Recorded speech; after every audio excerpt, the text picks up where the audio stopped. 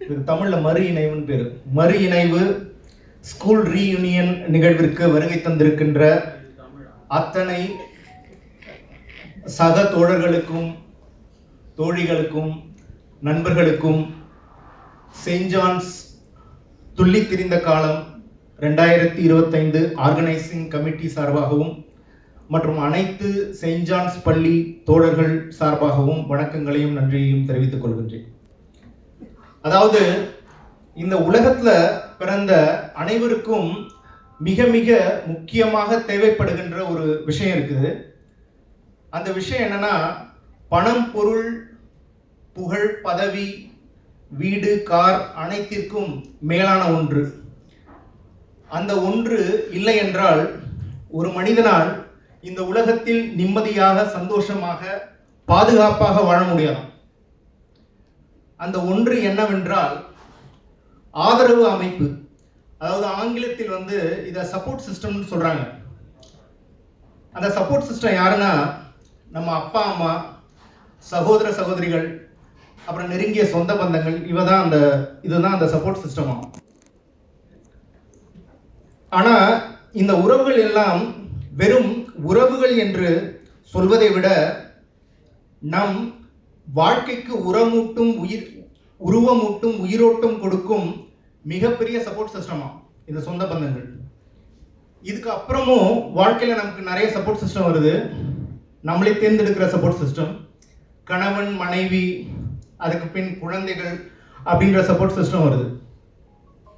அப்புறமும் நம்ம வாழ்க்கையில சின்ன வயசுலயும் சரி, பள்ளி காலத்துலையும் சரி, கல்லூரி காலத்துலையும் சரி, அதுக்கப்புறம் வேலைக்கு போகும்போதும் சரி, நமக்கு ஒரு சப்போர்ட் சிஸ்டம் கிடைக்குது. அதை நம்ம ஆசிரியர்னு சொல்றோம், ஆசான்னு சொல்றோம், குருஜின்னு சொல்றோம், பாஸ், காட்ஃபாதர், கைடு, என்ன வேணா சொல்லிக்கலாம். ஓகே. ஆனா இந்த மாதிரி பல சப்போர்ட் சிஸ்டம் வாழ்க்கையில இருந்தாலும் எல்லாத்துக்கும் மேல ஒரு தலையாய சப்போர்ட் சிஸ்டம் இருக்கான் அப்படின்ட்டு திருவள்ளுவர் 2000 வருஷத்துக்கு முன்னாடியே சொல்லிட்டார். அதாவது என்ன சொல்லியிருக்காருன்னா, செயற்கரிய யாவுல நட்பின் அதுபோல் வினைக்கரிய யாவுல காப்பு அப்படின்னு சொல்லியிருக்காரு. அதாவது இதுக்கு மீனிங் என்னன்னா, நட்பு கொள்வது போன்ற ஒரு அருமையான செயல், ஒரு உன்னதமான செயல் உலகத்துல எதுவுமே கிடையாதுன்னு சொல்லியிருக்காரு. அப்படி ஒரு நட்பை சம்பாதித்து விட்டால் அது போன்ற பாதுகாப்பு வேற எதுவுமே கிடையாதுன்னு சொல்லியிருக்காரு. எனவே 1000 சொந்த பந்தங்கள் இருக்கலாம், ஆசிரியர், குரு அப்படின்ற பல வழிகாட்டிகள் இருந்தாலும் நம் மனதில் உள்ளதை வெளிப்படையாக பகிர்வதற்கு, நம் தவறுகளை மட்டும் சுட்டிக்காட்டாமல் நம் திறமைகள் வெளிப்படும் போது அவ்வப்போது தட்டியும் கொடுக்கும் ஒரு நண்பன் தான் மிகப்பெரிய சப்போர்ட் சிஸ்டம். நட்பு தான் சப்போர்ட் சிஸ்டம். சில நாட்களுக்கு முன் கார்ல போயிட்டு இருக்கும்போது ஒரு தியேட்டர் வாசல்ல பெரிய பேனர் இருந்தது. ரீசெண்டா ரிலீஸ் ஆன ரஜினி படம் தான் அது. சரி, படமும் பார்த்துட்டேன் நான். ஆனால் பேனர் ரொம்ப நல்லா இருந்ததுனால கொஞ்சம் காரை ஸ்லோ பண்ணிட்டு அந்த பேனரை பார்க்குறேன். ரொம்ப பெரிய பேனர், கீழே படத்தோட பேர் எழுதியிருக்கு. அப்புறம் ரஜினியோட ஃபோட்டோ ரொம்ப பெருசாக இருக்கு. ஆனால் இந்த ரூம் அந்த வால் சைஸில் இருக்கு. அது மாதிரி 2-3 மடங்கு இருக்கு. ஆனால் அந்த ரஜினி படத்துக்கு பின்னாடி ஒரு பெரிய லெட்டர் எழுதியிருக்கு. அது என்ன எழுதியிருக்குன்னா, பவர் ஹவுஸ் அப்படின்னு எழுதியிருக்கு. தமிழ்நாட்டின், அதாவது ரஜினின்றவர் ஒரு படத்துக்கு 250 கோடிக்கு மேல சம்பளம் வாங்குறாரு. ஒரு காலத்துல நம்ம தமிழ்நாட்டோட அரசியலே ஒரு மாற்றத்தை ஏற்படுத்தியவர் ரஜினிகாந்த், ரைட்டா?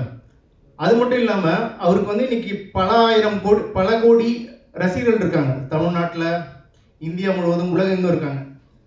அப்படி இருக்கின்ற ஒரு ரஜினிகாந்த் நம்ம பவர் ஹவுஸ்ன்னு சொல்றதுல எந்த தப்பும் கிடையாது.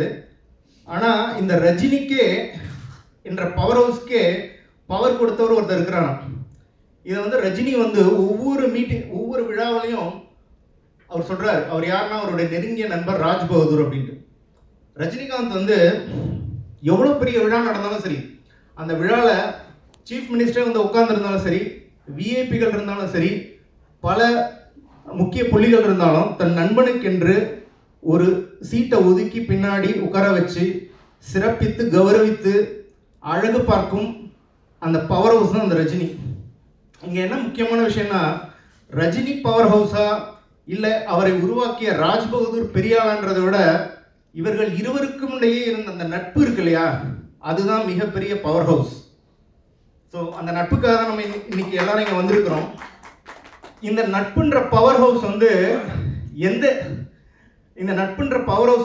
எந்த இடத்துல ஸ்டார்ட் ஆகுது அப்படின்னு நினைச்சு பார்த்தோம்னா, இது வந்து ரொம்ப ஒரு சின்னஞ்சிறு வயதில், மழலை பருவத்தில், பள்ளி பருவத்தில் தான் இந்த நட்பே வந்து தூங்குதான்.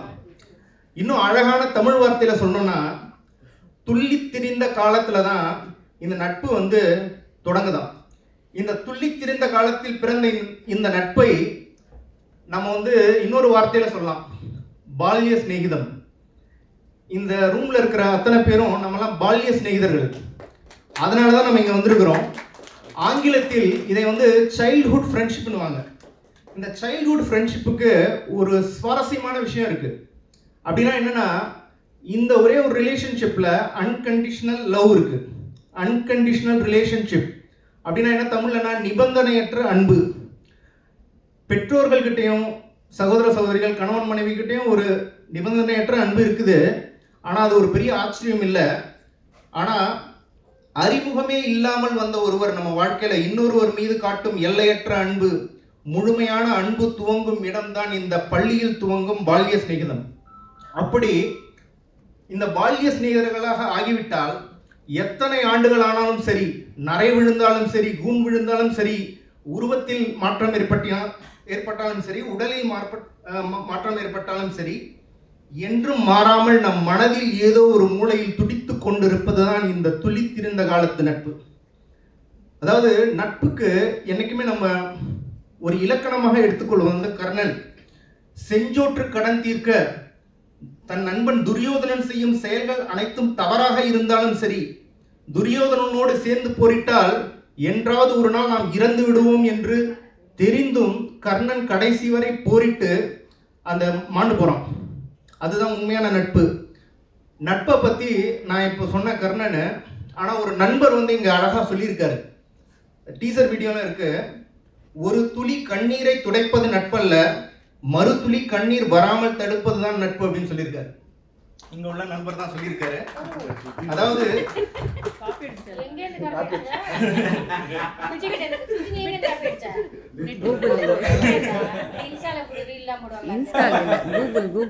அதாவது நட்பு என்பது வந்து ஒரு பிரச்சனைக்கு ஆறுதல் சொல்வது இல்லையா?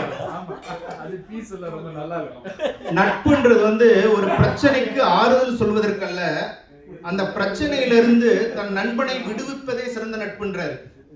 அப்படி ஒரு நண்பன் இன்னொரு நண்பனின் பிரச்சனையை தீர்க்க முயலும் போது அவன் யோசித்து செயல்பட மாட்டான், தானாகவே அந்த செயல் நடக்குமா.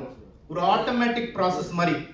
இந்த ஆட்டோமேட்டிக் ப்ராசஸ 2000 வருஷத்துக்கு முன்னாடியே திருவள்ளுவர் எழுதி வச்சிட்டாரு. உடுக்கை இழந்தவன் கை போல் அங்கே இடுக்கன் களைவதான் நட்பு. உன் உடம்புல இருக்கிற அந்த உடுப்பு விலகும் போது பிரெயினோட இன்ஸ்ட்ரக்ஷனுக்காக இந்த கை வெயிட் பண்ணல, தானாவே வந்து பிடிக்கிற மாதிரி ஒரு நண்பனுக்கு பிரச்சனைனா இன்னொரு நண்பன் யோசித்து செய்யாமல் தானாகவே உதவி செய்வான். இந்த நட்பு என்பதற்கு வந்து கூடவே இருக்கணும்ன்ற அவசியமே கிடையாது, சேர்ந்தே இருக்கணும்னு அவசியம் கிடையாது. இன்னொன்னு வந்து நட்புக்கு வந்து வயசும் அவசியம் கிடையாது. எத்தனை வருடங்கள் ஆனாலும் மாறாத ஒன்றுதான் நட்பு. நட்பு வந்து தானாகவே தோன்றுவது.